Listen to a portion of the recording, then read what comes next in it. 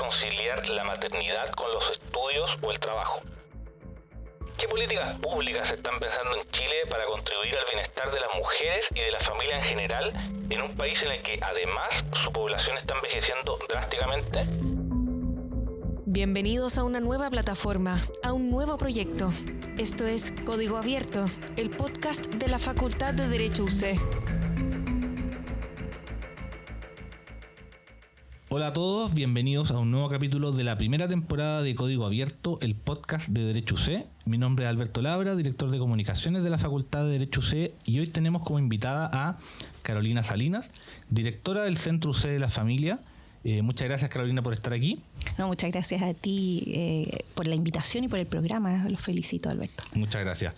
Con Carolina hablaremos hoy día sobre la familia, justamente sobre la mujer y cómo conciliar la maternidad con los estudios o el trabajo, sobre las políticas públicas para enfrentar esa situación, y todo esto en un contexto, como decíamos al principio del programa, un contexto crítico que reveló el último censo, que refleja, entre otras cosas, que Chile está envejeciendo y muy rápidamente. Hablemos primero de ese panorama general. ¿Qué diagnóstico tienes tú, Carolina, sobre la situación país en estos temas? Sí, bueno, los datos demográficos habían estado mostrando, yo diría desde hace 15 años atrás, que la baja de la natalidad iba a llegar en algún minuto más antes, o sea, más después que antes, pero parece que se adelantó el diagnóstico. Iban a llegar a niveles como los que hoy día lamentablemente estamos teniendo, ¿no? Se había pronosticado que la baja de natalidad iba a ser gradual y sostenida en Chile. Sin embargo, creo que ni en los peores pronósticos estaba el que de verdad hoy día nuestro panorama es el peor de Latinoamérica. Tenemos una tasa de natalidad del 1,17 y bajando, vale decir, si tú esa tasa la analizas en unos meses más, probablemente sea aún más baja, y es la cifra más baja de Latinoamérica. Y por lo mismo, entonces, es un panorama demográfico que no solamente es una cifra, no solamente es una estadística, sino que nos interpela, ¿no? Culturalmente respecto del valor de los niños y detrás de los niños, porque los niños no vienen solos al mundo, ¿no? ¿Cómo estamos en Chile entendiendo los proyectos de vida? Y el proyecto de vida que fundamentalmente para la mayoría de las personas es un proyecto de vida en familia, o por lo menos así la mayor parte de los encuestados en todo tipo de estudio lo dice, ¿no? Los proyectos de vida en general de las personas pasan o cruzan por formar familia. Exactamente. Bueno, ese es uno de los principales temas en los que trabaja justamente el Centro UC de la Familia, y vamos a ir desglosando un poquito este tema. Primero, ustedes como centro tienen un observatorio de políticas públicas, sí, que lo lanzan cada cierto tiempo con distintas temáticas, y la última edición ustedes ponen un énfasis en algo que influye en el tema de la baja natalidad, que es la conciliación entre maternidad y universidad. La investigación ofrece una exploración sobre los desafíos que enfrentan las madres estudiantes en la educación superior y las políticas institucionales que buscan apoyarlas. ¿Qué nos dice, Carolina, este informe? Sí, bueno, contarte que el observatorio es un esfuerzo sostenido que ha ido teniendo el centro en los últimos años de un poco relevar temas interesantes como sociedad, cómo en Chile se han resuelto y cómo en el resto del mundo se han resuelto. De hecho, en el 2023 nosotros lanzamos uno de estos observatorios que se refería, y así se tituló, Radiografía de la Familia en Chile. Y en ese observatorio, los que quieran encontrarlo, lo encontrarán en el sitio web del centro. Tenemos una serie de datos estadísticos reunidos en los últimos 30 años en Chile. Hay una muestra en los distintos temas relativos a familia desde el 90 al 2020, ¿no? Y ahí se puede observar la panorámica que han tenido la evolución en maternidad, en materia de infancia, de vejez, de conciliación también entre la vía personal o laboral y familiar. Y llegado a este punto, uno de los temas que siempre nos llamaba la atención en el fondo es cómo se puede favorecer la maternidad en distintos contextos, ¿no? Uno de los elementos importantes de la baja de la natalidad pareciera ser que la maternidad no ha resultado que se vislumbre como una materia en la cual las mujeres no pueden ser dejadas solas, las mujeres y los padres, ¿no? Pues entendiendo que al lado de una madre debiera estar este papá. Y esta familia, entonces, que está enfrentada a la decisión de tener hijos, generalmente es mirada desde lejos por el resto de la sociedad, por la red familiar, si es que hay, pero habitualmente tampoco la hay. Y entonces pareciera ser que la maternidad debe llegar a ser en algún minuto un asunto de todos. Y nuestra realidad más cercana justamente era la realidad de las estudiantes madres, ¿no? De aquellas que están emprendiendo una vida académica, que ya tienen un hijo o que tienen un hijo durante su vida estudiantil. Entonces quisimos estudiar, ¿no? Cómo hoy día en la UC y como también en el resto de las universidades de Chile, esta realidad de estudiantes madres se favorece o no se favorece, claro. Se ve o no se ve, y la verdad es que nuestra conclusión en ese estudio no fue muy alentadora, ¿no? Tuvimos un estudio cualitativo de estudiantes madres entrevistadas que nos contaron sus dolores, nos contaron sus principales dificultades para poder entonces ser madres y también ser a la vez estudiantes, ¿no? Sus problemas que iban desde temas prácticos en la misma universidad, en las salas, en los trabajos, en la relación con los profesores, y también ellas se sentían muy invisibilizadas, ¿no? Que no había los suficientes apoyos o quizás la suficiente empatía, porque antes de los apoyos tiene que estar la empatía. Bueno, junto con eso, en paralelo, y esto, por favor, es un estudio que después se plasmó en parte en el observatorio, pero es un estudio que además fue financiado por unos fondos de un concurso BRI. La investigación estuvo a cargo de la profesora Angelina Dois, que es miembro del comité ejecutivo de nuestro centro, una profesora de la Escuela de Enfermería, y que, bueno, participamos otros profesores también, otros académicos, y en el estudio, digamos, comparado de las políticas pro estudiantes madres, ¿no? De apoyo a la maternidad en otras universidades, nos encontramos con de Chile, en fondo. De Chile, por supuesto, que era lo que podíamos explorar.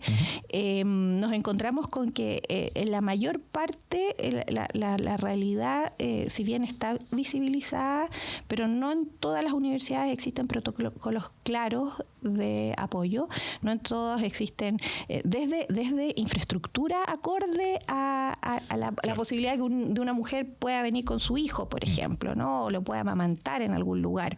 Y también quizás temas de flexibilidad. De flexibilización, de estudios, de evaluaciones. De horarios, de acceso a la cuna, en fin, ¿no? Y allí, bueno, lamentablemente la realidad de la UC no era la mejor. Y ahí hay una deuda que insisto, no quiero simplemente decir que en la UC no hemos logrado estar al nivel de la ayuda que se requiere, pero sí hay otras universidades que lo han hecho mejor en algunos aspectos. Y creo que es bueno mirarnos, ¿no?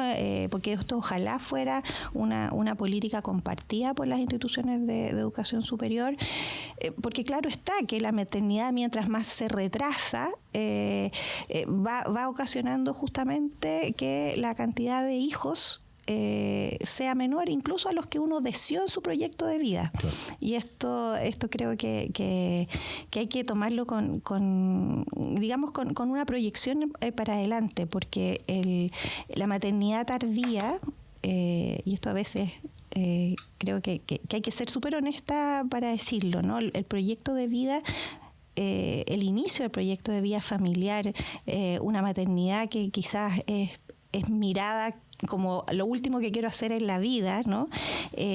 Luego puede llevarnos a arrepentimientos notables también, pues, ¿no? ¿Y por qué quizás a lo mejor no lo intenté antes? Porque dejé pasar tanto tiempo y no pude finalmente tener los hijos que quería haber tenido. Carolina, y tú mencionabas que hay otras universidades que tienen quizás una situación mejor o medidas más positivas. ¿Qué lecciones puede sacar uno o ejemplos que ustedes sacan ahí como de medidas yo creo de apoyo que se pudieran implementar? A ver, en primer lugar que los apoyos o la empatía con los estudiantes no puede ser un asunto discrecional de cada profesor, por ejemplo, en particular, ¿no? Que un profesor sea más comprensivo que otro, ¿no? Esto tiene que ser algo más institucional. Algo institucional, un protocolo claro, que se conozca y que se aplique de manera uniforme. Y dos, que se considere al hijo no solamente en sus primeras etapas quizás más demandantes de la vida de una estudiante madre. Pensemos que cuando un hijo se enferma, por ejemplo, el poder tener flexibilidad para dar las pruebas o para entregar trabajo, en la mayor parte de las universidades llega a edades, digamos, bastante más superiores que la UC. O sea, acá, por ejemplo, podríamos decir que uno se puede excusar, ¿no? Cuando un niño está enfermo y es menor de 2 años, pero en la mayor parte de las universidades estudiadas esto llega a bastante más, ¿no? 14 años. Si es que, porque claro, un niño se enferma y aunque tenga 10 años, la mamá lo tiene que cuidar, lo tiene que llevar al doctor, en fin. O el papá, Y eso, qué bueno que mencionaste al papá, porque también una de las conclusiones de esta investigación es que no se puede, y esto no es solamente conclusión de este informe, ¿no? pero sí lo ratifica, no se puede mirar la maternidad ajena a la paternidad. A la corresponsabilidad. Y no se puede mirar la paternidad y la maternidad si no es justamente bajo este principio de la corresponsabilidad. Carolina, a ver, una cosa es la mujer y el estudio, y también otra cosa es la mujer y el trabajo. Sí. Y también el hombre y el trabajo. O sea, para ponerlo en términos igualitarios, la mujer o el hombre que trabajan y que tienen hijos, sobre todo hijos chicos, se les dificulta de cierta manera ambos temas, el trabajo y el estudio y la maternidad o paternidad, ¿cierto? ¿Cómo lo ven ustedes esa mirada ya saliéndonos un poco exclusivamente del rol de la mujer y del rol del estudio, sino que ampliándola también al hombre y también al trabajo? Porque ahí también hay un desafío a nivel sociedad respecto a estos temas. Sí, o sea, yo creo que el desafío de la corresponsabilidad paterna, materna, ¿no? No puede estar ajena tampoco a que exista el día de mañana una corresponsabilidad social en relación con esta maternidad y esta paternidad, o desde otro punto de vista con la natalidad, si era nuestro punto de partida en esta conversación, claro, ¿no? El compromiso institucional, público y privado con aquellos que valientemente han decidido dar vida, ¿no? Y valientemente están criando con todo el peso que eso significa, con toda la responsabilidad que significa, debe ser tomado como un asunto de la máxima seriedad. ¿Y por qué lo digo? Porque además estamos demográficamente cada vez con familias más angostas. Las redes familiares que antes los papás tenían para criar, para cuidar, para apoyarse en otras personas de su red familiar, hoy día no existe, porque la nuclearización de las familias es una realidad que antes la veíamos quizás más lejana en Estados Unidos, en Europa, pero hoy día en Chile también las familias son cada vez más angostas, y si seguimos en esta cultura del hijo único, cada vez van a ser más angostas. El día de mañana los hijos no solamente no van a tener hermanos, sino que después no van a tener primos, no van a tener tíos, ¿no? Y esa experiencia tan rica de la familia ampliada, de la red familiar, todo lo que se puede, digamos, no solamente obtener como apoyo, sino que lo que una familia puede transmitir generacionalmente, se va a ir perdiendo. Y entonces el rol de la sociedad de momento es sostener, ¿no? Apoyar para que ojalá que está en engostamiento de la familia en algún minuto revierta, ¿no? Eso quizás sería, si tú me preguntas, un sueño, es que todo, a lo mejor en algún minuto despertemos de esta pesadilla de que nos faltan niños, y no solamente van a faltar niños y van a sobrar colegios, el día de mañana podrían sobrar universidades también. Entonces, esto de preocuparnos de las estudiantes madres es también para que el día de mañana podamos tener más estudiantes en las universidades. Afecta en todo sentido. Carolina, y a ver, ¿qué puede decir uno respecto a... Hay otros factores. En el caso de Chile hay un costo de la vida muy creciente, sobre todo después de la pandemia. Y te pregunto eso ligado con, si bien el estudio que hicieron se centra en Chile, pero a grandes rasgos uno, ¿qué puede mirar respecto a otros países? Y hablamos de la región, en el fondo, porque el censo lo muestra, pero de Europa, ¿cómo va este tema en otros lados, en otros continentes, en el fondo? Sí. ¿Va todo en una misma línea? O... Respecto a la conciliación... Respecto a la baja natalidad, bueno, y también el apoyo de las políticas públicas. Sí, la baja natalidad, salvo África, es un fenómeno mundial, ¿no? O sea, nosotros no tenemos las cifras más bajas de natalidad del mundo. Nos superan mucho, pero los que menos natalidad tienen en el mundo son Ucrania, por razones evidentes, y Corea del Sur. No. Pero bueno, no son ejemplos a seguir, por cierto, ¿no? Pero en los países europeos, que por supuesto tuvieron bajas de natalidad antes que nosotros, bajas sostenidas de natalidad antes que nosotros, tuvieron reacciones oportunas, ¿no? Y hay países que lograron revertir cifras, ¿no? Francia es un ejemplo de ello. Países que están apostando fuertemente e invirtiendo porcentajes del PIB importantes en políticas pro natalidad. Hungría también es un país que lo ha hecho, y en general, ¿no? Inglaterra también invierte fuertes sumas de dinero en esto, y son apoyos que apuntan a lo que se necesita, ¿no? Claro, a cosas concretas. Y que son cosas concretas, pero que también van creando quizás un tejido en que los padres se sienten soportados, ¿no? En que sienten que su rol es importante cuando deciden tener hijos, y que la sociedad los apoya, ¿no? Laboralmente, en labores de cuidado. Y quizás aquí el tema que no ha sido suficientemente relevado es cómo los cuidados son un asunto no menor, que quizás no tiene una evaluación económica en todos los casos, porque uno no puede llegar a saber cuánto gastas en supermercado en un niño, ¿no? O cuánto te cuesta llevarlo al doctor y comprarle los remedios, pero es difícil a veces saber cuánto costaría que alguien cuidara a tu hijo, o que lo cuidara tal como lo cuida la madre o el padre. Hoy día es un asunto que incluso ha entrado en la legislación a propósito de las pensiones de alimentos, en que en una parte de la ley dice que el juez debe evaluar las labores de cuidado para la sobrevivencia de los niños, ¿no? O sea, en realidad de los alimentarios en general. Tratando de visibilizar que eso también tiene un costo, ¿no? Y que es un costo que muchas veces carga únicamente, en este caso, o la madre, o a veces es compartido con el padre también. Carolina, bueno, estamos conversando con Carolina Salinas, directora del Centro UC de la Familia, en Código Abierto, el podcast de Derecho UC. Carolina, tú mencionabas las pensiones alimenticias. Ese otro tema en el que el centro también tiene un aporte importante. Ustedes, vinculado a pensión alimenticia y el deber del Estado, porque ustedes están realizando una investigación justamente que fue adjudicado en el marco de un concurso de políticas públicas de la UC de este año, y que el objetivo es establecer un índice del costo de mantención de niños sobre pensión alimenticia mínima. ¿Qué nos puedes contar un poquito de esa investigación, la importancia que tiene y esto de la pensión alimenticia mínima, que es algo como relativamente nuevo? Sí, o sea, es un proyecto bien anhelado yo diría que es como la segunda o la tercera etapa de un trabajo que yo diría comenzamos hace casi 15 años en torno a esta problemática de las pensiones de alimentos en Chile.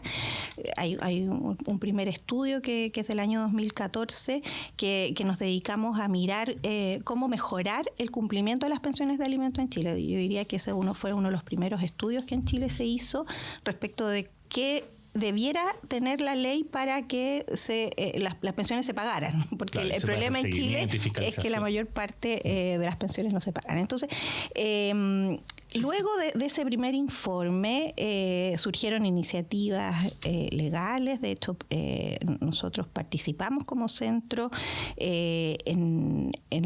yo diría en que esos proyectos, ese proyecto, el primero, que fue de la creación del registro de deudores de alimentos y otras medidas de mejoramiento de la ley de pago de pensiones de alimentos, saliera adelante. Hubo esfuerzos bien interesantes en dicho sentido, pero luego de reformar la ley, hubo 2 reformas importantes en el año 2021 y 2022. Si bien hoy día existen muchos más mecanismos que los que antes habían a disposición de las partes para poder asegurar el pago de las pensiones, sigue habiendo un porcentaje importante de pensiones en Chile que no se pagan. Y por otra parte, es un hecho que las pensiones en Chile son muy bajas, ¿no? Las pensiones alimenticias en Chile son bajas y por lo tanto nosotros estimábamos que una pensión de alimentos en Chile no en todos los casos alcanza a cubrir el costo que tiene criar a un hijo, ¿no? Y entonces nos pusimos ahí manos a las obras a trabajar en conjunto con CLAPES-UC en hacer un diagnóstico, quizás una estimación de lo que costaría garantizar en Chile una pensión mínima, ¿no? De cuál sería, soñando quizás también, un costo fiscal, si es que el Estado en algún minuto decide decir, yo voy a ponerme con todo lo que falta para que este niño tenga un adecuado desarrollo. Subsidiar la pensión que entregue la persona. Subsidiar cuando es menor a la que se necesita, claro. O pagar aquello que el padre no está pagando porque, por ejemplo, se quedó cesante, en casos extremos porque no quiere pagar, hay que decirlo, ¿no? O cuando haya ocurrido alguna situación que hace que entonces esa pensión no llega a manos de quien lo necesita. Y creemos que en el fondo preocuparnos de estas cuestiones que podrían ser económicas o materiales va en la misma línea de decir, a ver, los niños son un tesoro para un país como Chile, tenemos que cuidarlos. ¿Y cómo cuidarlos? Lo primero es asegurar su sobrevivencia, asegurar su adecuado desarrollo, crear las condiciones para que alcancen justamente, por cierto, ¿no? En cuanto su familia, sus padres no puedan proveerles una adecuada mantención. Y en eso Chile además tiene un compromiso internacional porque está obligado a de alguna manera subvencionar aquella parte de la mantención que los padres no logran hacerlo.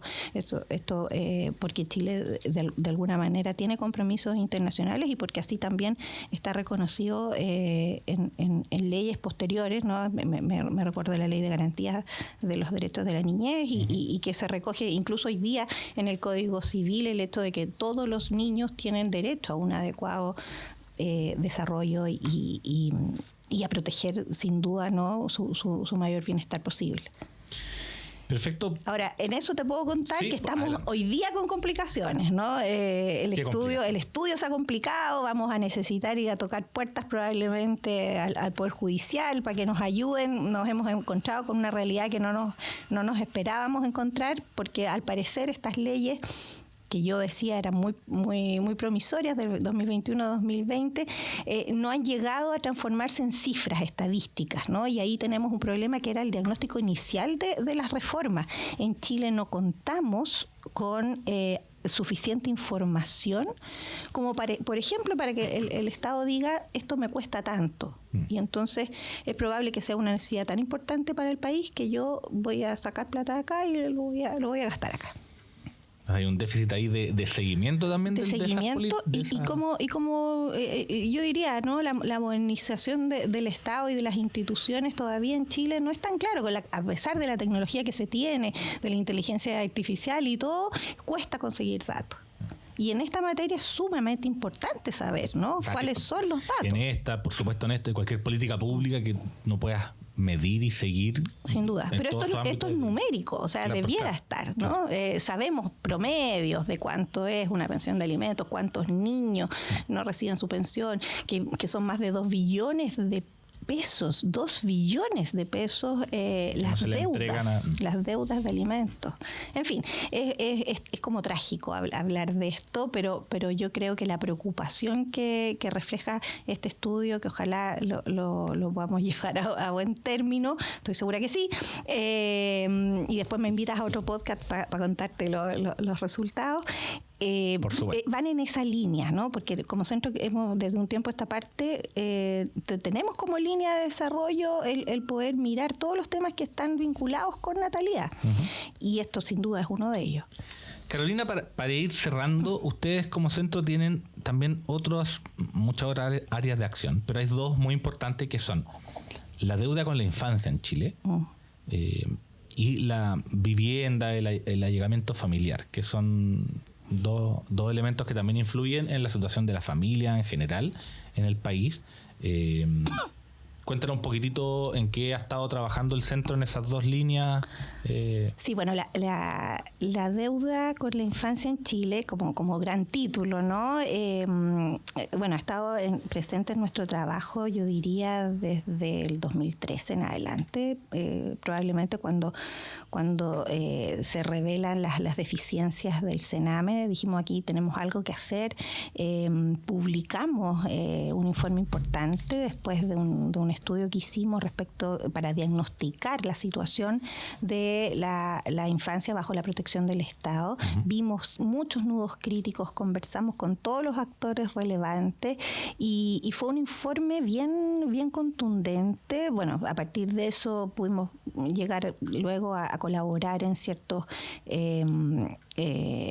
organismos ligados con Sename, con la Subsecretaría de la Infancia. Participamos en los COSOC, que son estos organismos como de la sociedad civil que asesoran. Nos invitaron a muchas discusiones legislativas, porque la crisis de la infancia que se detona alrededor del año 2013 dio origen a muchos proyectos de ley. La mayoría de ellos están ya promulgados. La institucionalidad de la infancia en Chile cambió. Hoy día tenemos una institucionalidad muy distinta. Sin embargo, la preocupación sigue ahí y seguimos trabajando en esos temas, porque pese a la cantidad de leyes que se han aprobado, a los cambios institucionales, a la desaparición del Sename, solo por mencionar algunas, ¿no? A la creación de nuevos servicios, hoy día tenemos una situación que es igual de apremiante respecto de los niños que están en Chile, ya sea sujetos a una medida de protección o directamente bajo la protección del Estado cuando han sido entonces privados del cuidado de sus padres. En eso, entonces, digo yo que la preocupación continúa y hemos seguido trabajando porque hemos seguido, ¿no?, haciendo propuestas en torno a mejoras legislativas. Hemos seguido quizás pendientes de cómo ha ido evolucionando los cambios institucionales, pero cómo llega finalmente al niño, ¿no? Y aquí quizás una de las reflexiones de fondo que hay es que la familia es insustituible. Y por más que el Estado lo quiera hacer bien, el derecho de toda persona a vivir y crecer en una familia no está puesto por nada en los instrumentos internacionales, ¿no? Está puesto porque hay el reconocimiento de que esta primera realidad de desarrollo de todo ser humano, el primer derecho que uno tiene es a poder lograr un desarrollo en este núcleo fundamental, ¿no?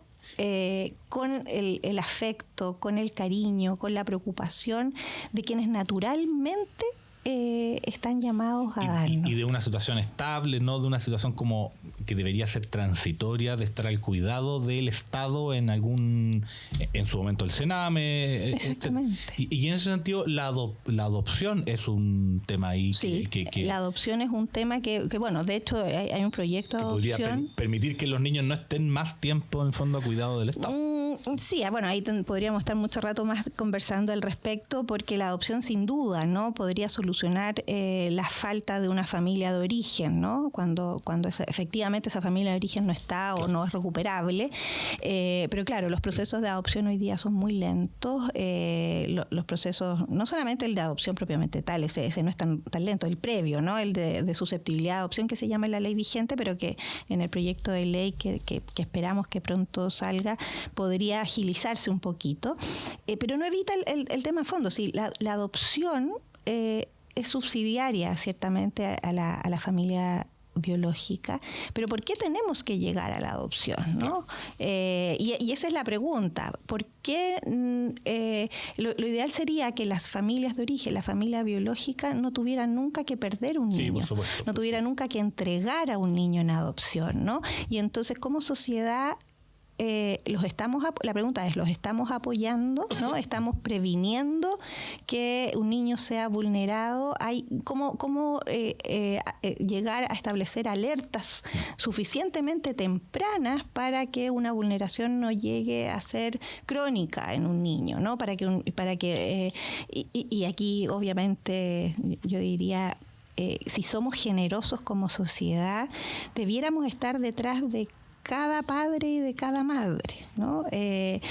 Apoyándolos, no solamente, y no me refiero solo al Estado, me refiero a toda la comunidad, ¿no? Somos parte de una sociedad que también debiese ser más fraterna, debiese ser también más solidaria, debiera apuntar a que entonces este núcleo se fortalezca. No es solamente, insisto, una misión estatal. Claro, sino que también el sector privado, por supuesto, y de todos los estamentos de una sociedad. Y de todos, ¿no? Tú me preguntaste también por el otro proyecto que le tenemos mucho cariño, aunque ya quizá ha pasado un tiempo desde que lo hicimos junto con académicos de arquitectura y de sociología. El tema de vivienda. El tema de vivienda. Y el tema de vivienda y de llegamiento familiar demuestran un poco que todos los factores de alguna manera son importantes cuando hablamos de una sociedad que se preocupa por la familia. Se habló mucho hace algunos años en el proceso constituyente, me acuerdo, de la vivienda digna y todo, ¿no? Y claro, es efectivo que el ecosistema familiar merece, ¿no?, un lugar, merece condiciones para poder llevar a cabo esa vida familiar. Y claro, yo creo que en ese proyecto me acuerdo que lo que planteábamos era cómo no separar a las familias, ¿no? Estas familias que están viviendo allegadas por alguna razón, cómo no mandar, porque la solución del Estado es dar una vivienda fiscal mínima y mandarlo a los extramuros de la ciudad. ¿Cómo hacer que esta familia pueda permanecer con alguna cercanía territorial que permita esas redes de las cuales habíamos venido hablando? Y ahí obviamente fue un proyecto muy bonito que después logramos armar una mesa interinstitucional con el Ministerio de Vivienda y otros organismos más, y llegó a súper buen puerto porque fue recogido en la política de vivienda social del Estado, y hoy día existe la figura de los pequeños condominios, ¿no? Y entonces hoy día el Estado no solamente te puede dar una vivienda mínima en los extramuros de la ciudad, sino que también te puede financiar que tú en el terreno familiar puedas construir 2 o 3 unidades para que esa familia continúe viviendo no juntos. Se separe tanto. Y en buenas condiciones, ¿no? Claro. En condiciones dignas. Carolina Salinas, muchas gracias por tu participación. ¿Se acabó? Pero ¿cómo tan luego, Alberto? Se pasó volando el tiempo. Se pasó volando, sí. Ya quedaríamos muy atentos a todos los trabajos que están haciendo, sobre todo el tema de la pensión alimenticia mínima, cómo avanza eso.